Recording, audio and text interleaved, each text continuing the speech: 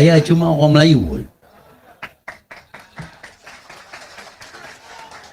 Tak lebih, tak kurang. Saya orang Melayu. Ada yang kata saya ni, tuk saya Iskandar Kuti. Tapi kita nak dapat bukti, dia tak bagi bukti. Itulah tuduhan yang dilempar terhadap saya. Saya malam ini nak bercakap berkenaan dengan sejarah. Tak ada cerita yang bersemangat dan sebagainya. Cuma nak cakap pasal sejarah. Dan sejarah yang saya cakap ini berasas kepada buku sejarah yang diguna di sekolah-sekolah. Tak lain daripada itu. Jadi kalau saya salah, penulis buku sejarah pun salah juga lah. Kalau polis nak panggil saya, bolehlah panggil dia sama. Jangan panggil saya seorang aja. Saya takut. Orang Kedah kata takut tergedi-gedi.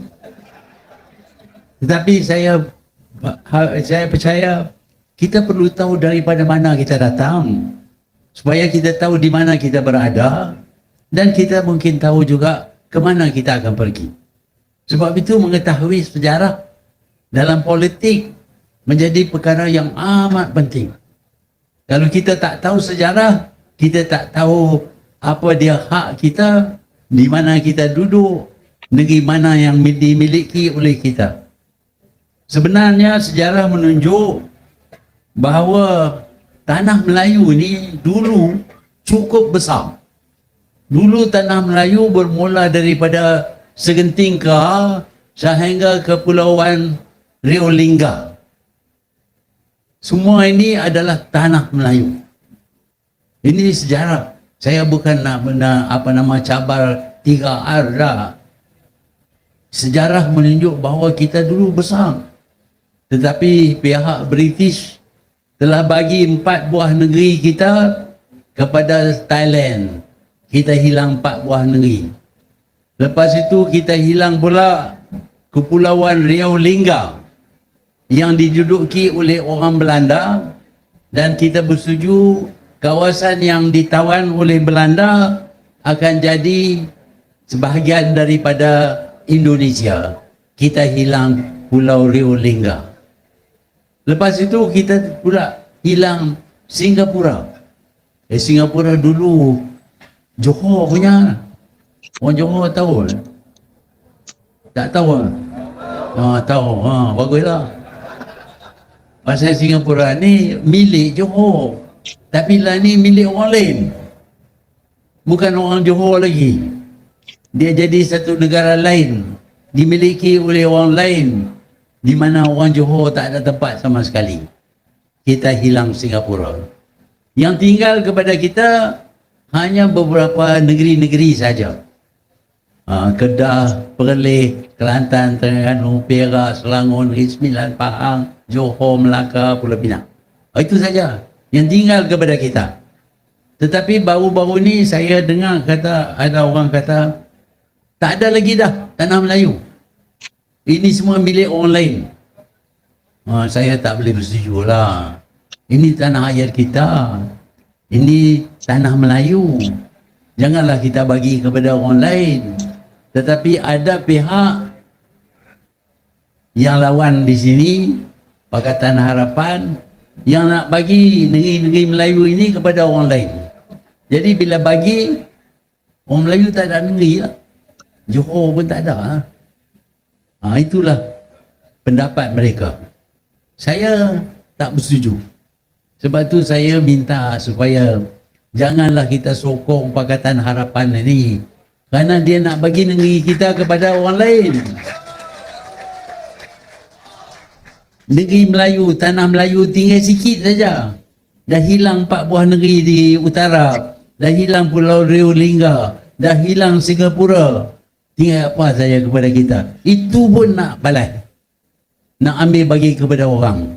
Ini dasar perjuangan Pakatan Harapan. Kalau kita undi masalah orang Melayu, apa salahnya? Cuma nak cakap pasal masalah orang Melayu. Kita bukan nak sentuh orang lain. Sekarang ini tak boleh cakap pasal Melayu. Itu racist. Itu tumpu kepada bangsa. Kita orang Melayu tak boleh cakap pasal bangsa kita. Kalau kita tak boleh cakap pasal bangsa kita, siapa nak cakap? Penyangga lah nak cakap. Sebab itu saya berpendapat bahawa dakwaan kononnya kita tak boleh bercakap berkenaan dengan 3R ini tidak ikut undang-undang negara. Ini kononnya diisytihar oleh Perdana Menteri. Saya sihat perlembagaan, saya baca perlembagaan berkali-kali nak cari dalam perlembagaan itu apakah Perdana Menteri boleh buat undang-undang. Tak ada. Yang boleh buat undang-undang ialah Dewan Rakyat. Sebab itu kalau dia nak kata kita tak boleh bercakap berkenaan dengan 3R, dia patut bawa perkara itu kepada Dewan Rakyat untuk dibahas. Kalau Dewan Rakyat bersetuju, Dewan Negara bersetuju, kalau Agung tanda tangan, baru jadi undang-undang. Tetapi dengan pengisytiharan oleh Perdana Menteri saja, tak boleh bercakap dengan 3R. Ini tidak mengikut aturan-peraturan yang ada dalam perlembagaan kita. Sebab itu saya tidak anggap larangan ini sebagai undang-undang. Saya nak bercakap berkenaan dengan bangsa saya, berkenaan dengan agama saya, berkenaan dengan raja saya. Itu hak saya.